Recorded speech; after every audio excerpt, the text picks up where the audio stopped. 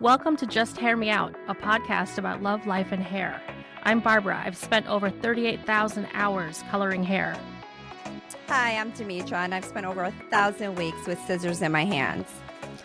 With 50 clients a week in our chairs and 22 years on our feet, doing hair is not our hobby, it's our hustle. We've navigated salon politics and then opened salon suites of our own in 2020. We choose dogs over kids, skinny marks over beer, and we've only fired 3 clients. Each.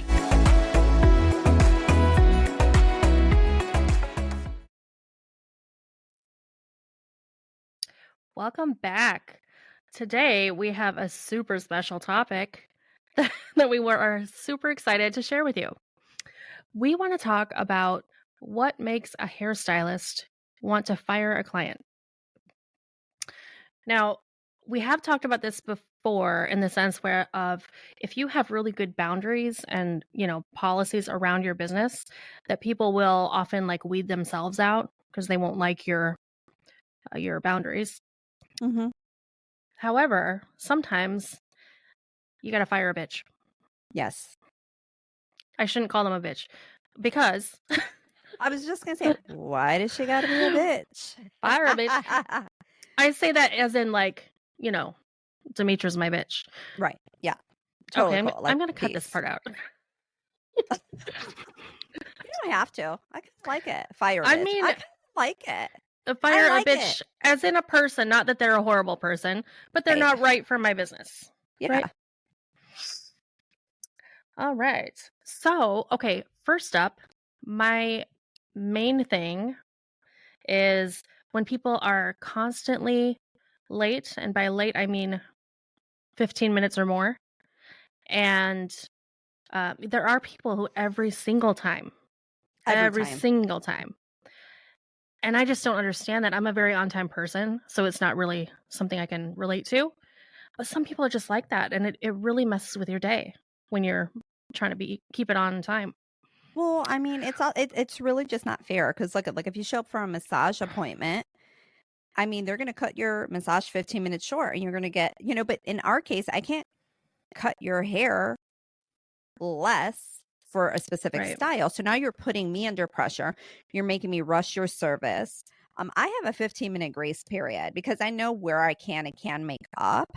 But if you're past 15 minutes, I got to reschedule you because that's not fair to the other clients as well. Yeah. Yeah. But, even if you are charging someone, I don't know if this is true for you. I don't really like to charge people for being late or missing their appointment that way, but it has to be done. If I have to do it several times, I would rather they not come to me. I'd rather have somebody where I'm going to really do their hair. Yeah. Well, what ends up happening too, I've had a few clients where, again, either late or just didn't show up. And, the first time you let it slide or, some people give you excuse, say, oh, I'm sick or I'm not talking about that. I'm talking about just people like, oh, my meeting ran overtime or they're just totally late. They're pretty much missing their appointment. Second, third time, you got to charge them for your time. And then those people sometimes just get pissed and also don't come back to you, which I find really shitty too. Cause it's like, wait, I had to set a boundary.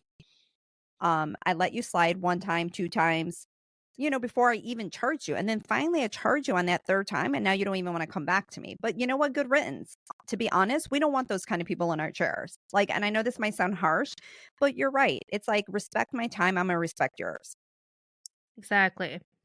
And kind of in that same vein, I wanted to mention when people constantly reschedule. Like if you, within 2 or 3 days, I'm not, of course, going to charge you because you're rescheduling your appointment. But when people do that 2-3 times before they actually come in, it is really frustrating because you have to go back and fill in with your waiting list the people that had wanted that spot and couldn't get in. Right. And honestly, it's always the same people. Yeah. It's always the same people. Once in a blue moon, you might have someone that does it once. But you have the repetitive people, just like the same ones that show up late. They're the same ones always rescheduling. Always. And it's just not cool. It's just not. And my tip for you, if you are a client of hairstylists and you happen to reschedule a lot because you're busy, is that if you used to be able to book online and suddenly you can't, they blocked you from booking because they want you to wait until you really, really know. And I do have That's like a good one or point. two people who, sorry to cut you off, No, it's where okay. I tell them, call me last minute. I'll figure it out, you know, Right. Yeah, me too. I'll if I figure it out can. too if I can. Right. Um, so I don't know, like the platform I use, I don't know if there's a block on mine. You might have to show me that. Girl, I'll hook you up. Okay. Hook me Okay. up. I need to block somebody. Speaking of firing a client, I have a really good story. Want me to tell you about someone I had to fire? Oh, yes, go ahead. Yeah, okay. I was very new. This was at that first salon I had worked at. I think it was like my second year having my chair. So I wasn't, very seasoned. I was still very kind of naive and gullible, whatever. So this woman was coming in with her daughter, and they had a 9 a.m. appointment, and it's on a Saturday. And mind you, I'm booked solid. I probably had like 16 people that day. And they were booked for two blow dries, a 9 and a 9:30. And I told you I have a 15-minute grace period, right? So the front desk is calling, trying to get a hold of them to see where they're at. Nothing. 9:25, they stroll in. 25 minutes late. Okay. Mom comes up to me, "Oh, I'm so sorry, we're late, this and that, whatever." Um, and I tell her, "Well, you know what? I'm not going to be able to take one of you. Like the whole time is up. We're only scheduled for, you know, half hour blowouts." And the mom said, "Well," and the daughter looks at the mom. I was like, "Well, I want curls too." And I said, "Well, curls are extra. You only booked for two blowouts. Like I said, that's half hour appointments. If you also want curls, that's why on the services you'll see blowout with curls. There's a reason for that because it takes more time to do it. You need the proper amount of time." So now the daughter is looking at the mom like, "I have to get my hair done. I have to get my hair done. I want the curls, whatever." So the mom looks at me. She's like, "You don't have to be such a bitch about it." Wow. Yes, to me. When I had said that, because I was like, I really, like, I can't, there's one of you I can't do. And then I was like, I definitely can't do curls for either one of you, because I'm like, that, I don't have the time. And I look at her and I'm like, the only one here that's being a bitch is you. Because I really didn't know like what to say, but I told her that because I was so upset. I said, "You have disrespected my time." I said, "But since you think I am such a bitch, I'm gonna be a bitch, and now I'm not taking either one of you." Fired them on the spot. She turns around and tells me, "I'm friends with the owner. You have to do my hair." And I look at her and I say, "I don't have to do your hair. He can fire me if he wants. I will never be spoken to like that again." So I gave Good her for right back you. at her, and I was young. I was just so shocked, and I'm like, if anyone's being a bitch, it's you. I was so mad. And then she spoke to me like that in front of her daughter, who was like 12. I was like, shame on her. But, Yeah. yeah, I'm going to treat you the way you treat me. So she goes up to my boss, and I'm like, oh my God, I'm totally stressed out. Like I said, I have another 14 clients. My next client's already in my chair looking at me like, what is going on? So it's embarrassing. It's a lot. So she went to him, and he came up to me, pulled me to the side, asked me what happened. And I told him what I said. And he basically told her, which I loved this. I was not expecting it. He had my back. Feel the love right here. And he basically told her, and this is a friend of his. He's like, "You will never speak to one of my employees like that." He's like, "If you do not apologize to her, you are never welcome back in this salon again." Wow. Right in front of me. And I was like, wow. I mean, I thought I was probably going to get fired for talking back to her like that, and he really had my back, and that made me feel great. So she went to Starbucks and got me a gift card and came Oh, back and apologized, but I still didn't take her. And he figured it out for someone to take care of them because it was for like, they had like a party or something. Um, but yeah, he had my back. But yeah, so I fired her and her daughter right there on the spot. Yeah. good. Mm-hmm. As you should. Yeah. Um, Yeah.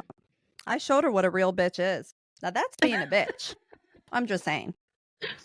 Mm-hmm. well, some people have to be schooled. Yeah. Um, yeah, and I will say, if you are extremely rude and like degrading to a service provider, then you really should be fired. And if you aren't, then you're very lucky and should be embarrassed and not come back, actually. Yeah. I can't stand it too when I just see people being mean to waitresses or waiters. And even if you're not getting great service, there's no reason to be rude. Just tip accordingly or not. Or, if you don't like your service, but no reason to be so harsh and mean to Yeah. people. Well, I have a good one that doesn't apply to you. I cannot stand it when I get clients that want to tell me their exact formula for their hair color and then talk about it every single time. Like, I don't mind if you want to say, oh, my last hairstylist who I loved did this formula on my hair. But when they're like holding you to it and do it exactly the same, and we're going to talk about this actually next week in Hair Color 101 as to why that's not actually that helpful. It depends Right. where your hair Especially is at right now. and different color lines, right? If you Yeah. use a different color line, it doesn't matter if they give you the formula and again, where their hair is, the condition of it, texture, and so forth. So I had a person who came to me strictly because I carried the exact line that she wanted. And she wanted to talk about how you would mix these 2 or 3 colors, what ratios, and how to put it on her head. Mm. And at first I thought, this is naive. I thought, you know what? I'm really good at this. I can do this. I can handle it. And every single time I saw this person for, I want to say it was like 2 years, every single time it was like, how about just a little bit less of X and a little more Y? And she'd be like talking about 5-10 milligrams out of a 60 milligram formula. And just didn't trust me. Like, she wanted to talk about it. And when you bring in to your hair colorist pictures of your hair in the sunshine, in your bathroom, in your living room, and at a restaurant, they're never all going to look the same. Just in case you didn't know. Anyhow. Did you fire her? I hope so. Yes, but also, I just wanted everyone to know that for about 6 months, I tried really hard to please this person. And for the next year and a half, I lied and did it exactly the same every time. And every time she would say, oh, I can tell it. I can tell. That did it. That Shut 5 milligrams. up. Dead serious. And I'm telling you, Demetra, I'm not proud. I don't really want to lie. I love you. It just made me so happy to be like, oh yeah, you were so right about those like 2 milligrams. Wow. Placebo effect. Mhm. She's like, she saw what she wanted to see. Well, you know what, too? I don't think it's necessary that she didn't trust you. She has control issues. Some clients are like that too, or not even clients. I would say people in general, right? I have one client who every time I've been doing her hair maybe 16 years, and I love her. Love her. She diffuses her own hair. She has the craziest, curliest, beautiful. We shag it out. She has these crazy bangs, and it's like awesome. And like, I love her. She rocks it, but she likes to diffuse her own hair. And the first couple times I did her hair when I met her at that other salon, it was funny because I was like, at first, my ego, again, I wasn't seasoned, got in the way. And I was like, really? And embarrassed, thinking, and I was like, oh my God, this has nothing to do with me and everything to do with them. They just want to try to control the situation. So when someone's saying, I like my bangs like this, you blow them, you hold the brush this way. Well, yeah, because when you hold the brush and I hold it over your head, it's a different angle and it's probably coming out to the exact same angle. Right? That they're not realizing. So usually I'll hand you the brush, do your own hair then. Mm-hmm. Don't tell me what to do. And I've reached the point where I'm not going to be bullied. I've been doing this for 25 years. And you come to me because you like me and you know what I'm doing. Some people, though, like I said, I don't care. Like my one client, the diffuser, I love it. I get a 15-minute break. I sit there and I watch her. I enjoy watching her do her hair. Mm. Like, go ahead, But the other people that try to be more controlling and stuff like that, it's, it has nothing to do with us, everything to do with them. Yeah. I get that with some people. They don't want me to dry their hair because they want it to look how it always does, how they do it. And it used to bother me too, but it doesn't anymore. I would just wanted to add though, it is a little presumptuous of clients sometimes. I prefer to really know somebody and have been doing their hair for a while before I'm handing them my blow dryer. And this could just be my OCD, but our equipment is so expensive. And I've worried about this all the time. It did happen once where someone was like just a little bit clumsy and they dropped it on the floor. And that's a big deal. I mean, these blow dryers can be like $300, $400, $500. Oh, I had someone break my Dyson. Oh. Cracked it in half. I didn't know you could do that. Mm-hmm. Cracked the outer barrel part and... They drop it on the floor? Mm-hmm. Not intentionally. Oh, I know. It was an accident, Yeah. But I had to replace that. Not them. Yeah. Oh, that hurts. Mm-hmm. But the worst is when people come in with their kids and their kids are all over the place touching your equipment or grabbing your shears or, I let them know, do not touch these. These are $1,000 shears. It's like a sword.